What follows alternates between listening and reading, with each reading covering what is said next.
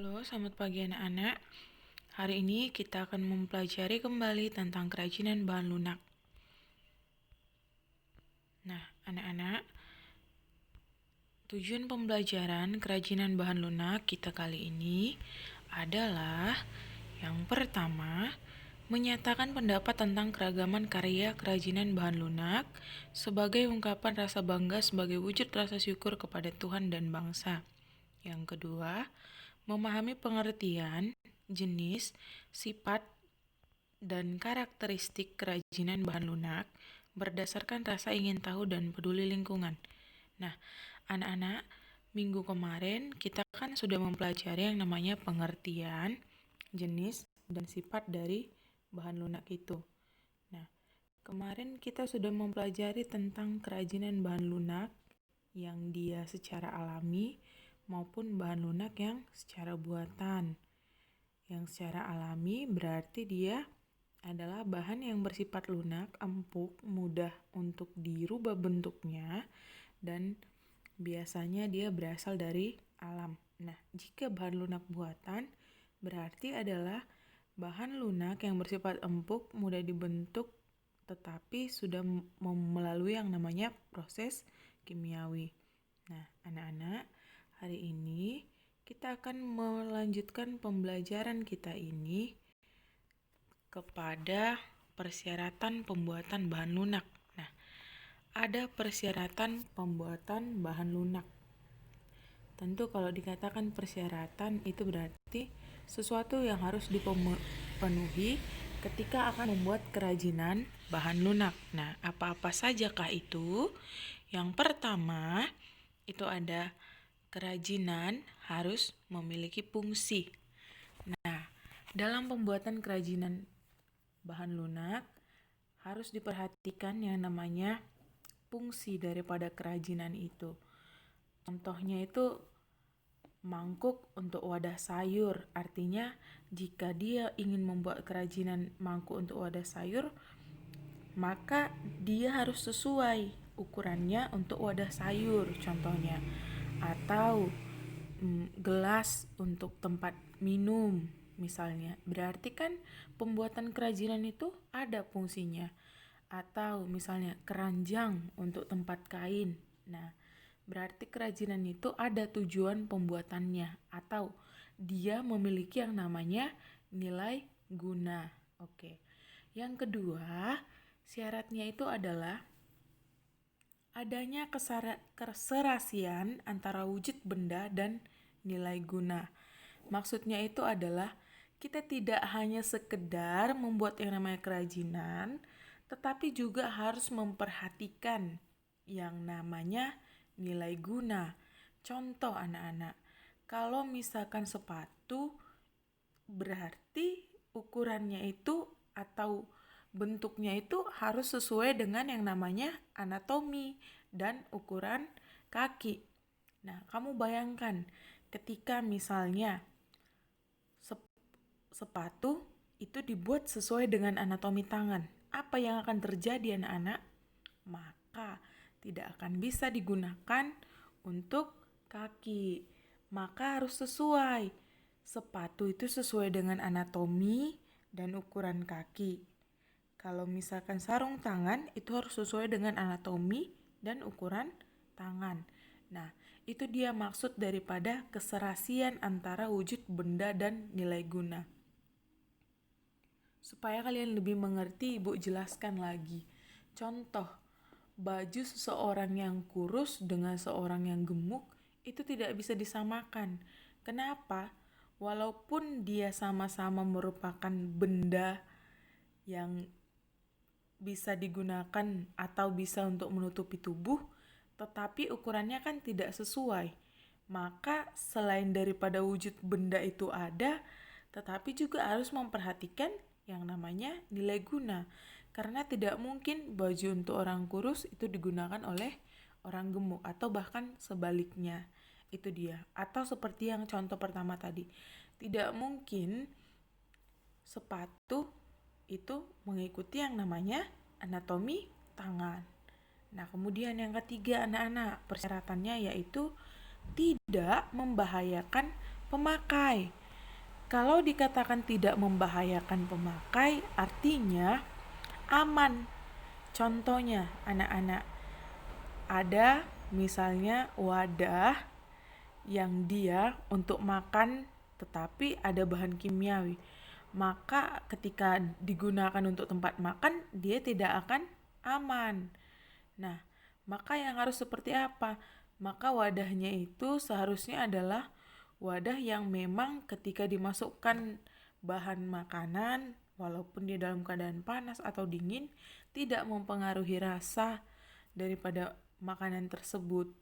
Nah, berarti itu dipastikan bahwasannya wadah tersebut tidak membahayakan yang namanya pemakai.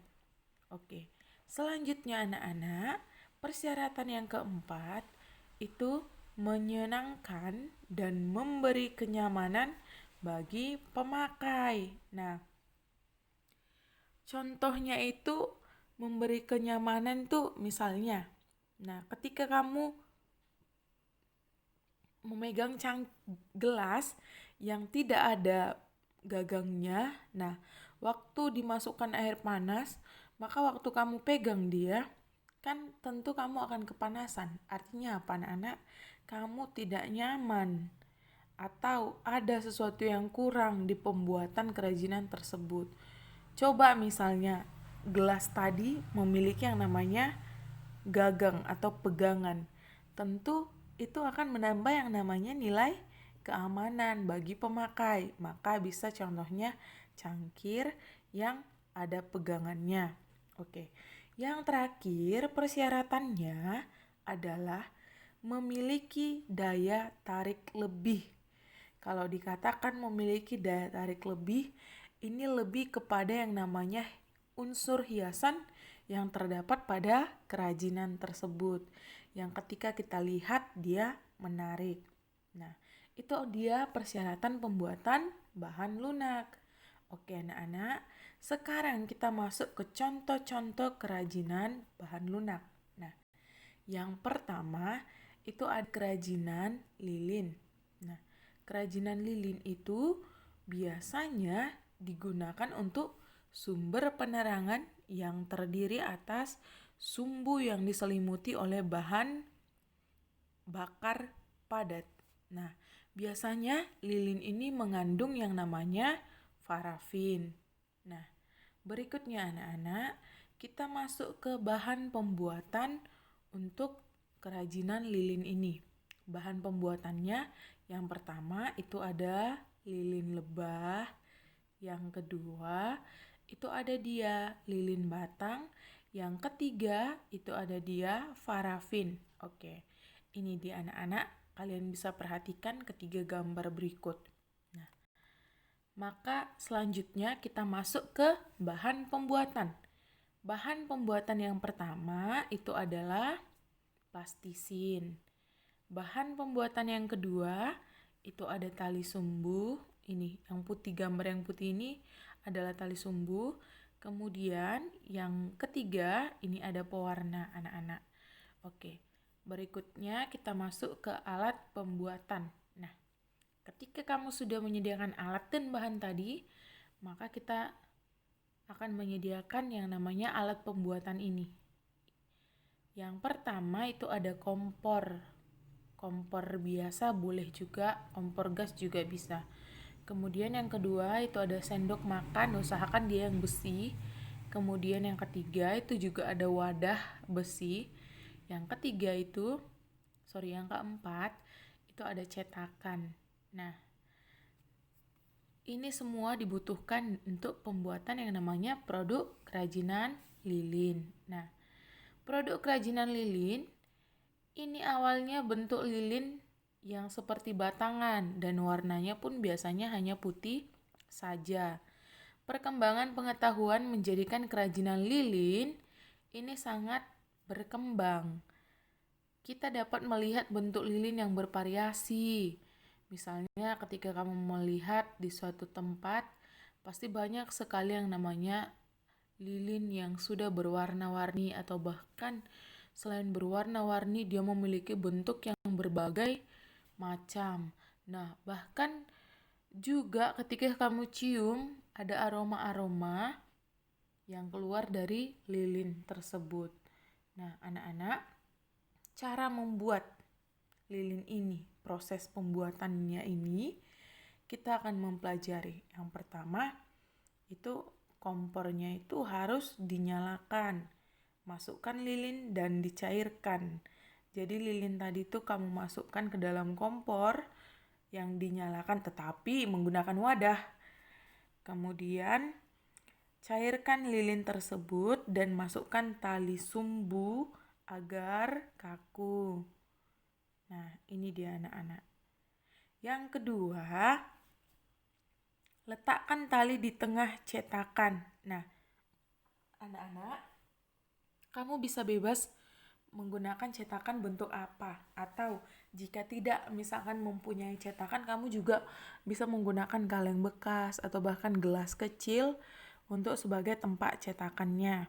Nah, sebelum kamu menuangkan lilin yang kamu cairkan tadi, kamu buat di tengah yang namanya tali atau sumbu yang tadi kamu sudah siapkan.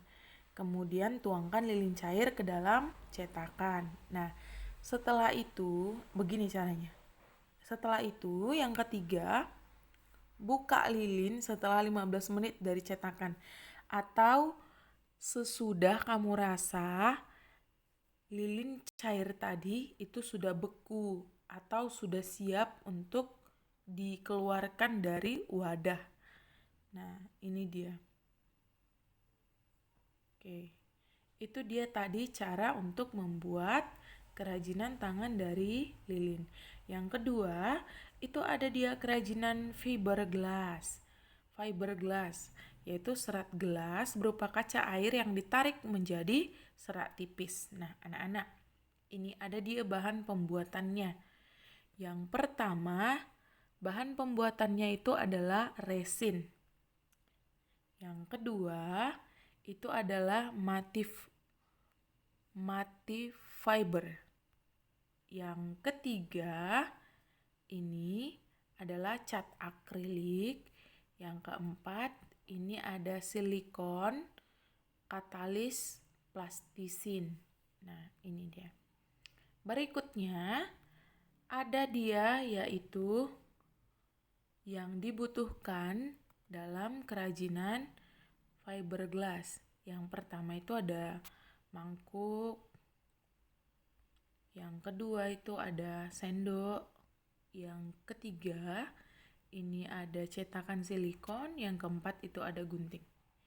Ini adalah alat yang digunakan untuk pembuatan kerajinan fiberglass. Berikutnya kita masuk ke produk kerajinan fiberglass. Ini memiliki sifat kuat dan tahan lama. Juga karakter warnanya yang bening menjadikan kerajinan ini dapat dibuat menyerupai air atau kaca. Tentu kamu sudah sering lihat ini kerajinan fiberglass.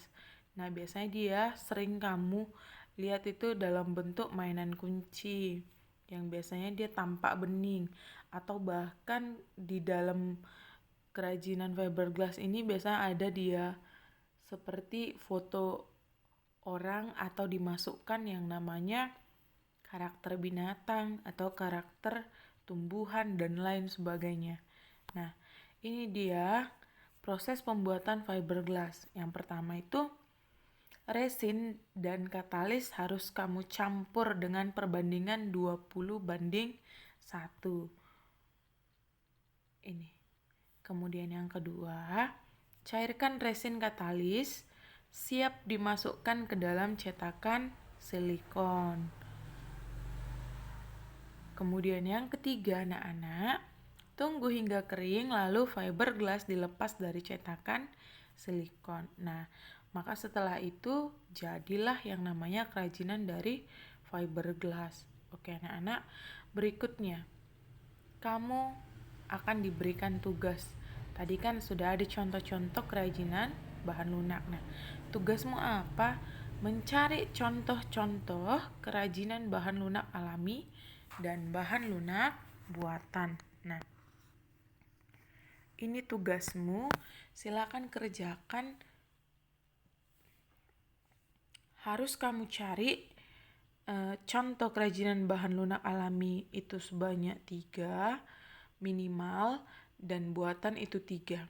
Jadi minimal tugasmu itu ada 6. Nah, Bu, contoh-contohnya bagaimana? Contoh-contohnya seperti misalkan dari bahan-bahan jenis lainnya. Bisa juga sama seperti Ibu, tetapi contohnya itu harus berbeda. Contoh kerajinan hasilnya nanti harus berbeda.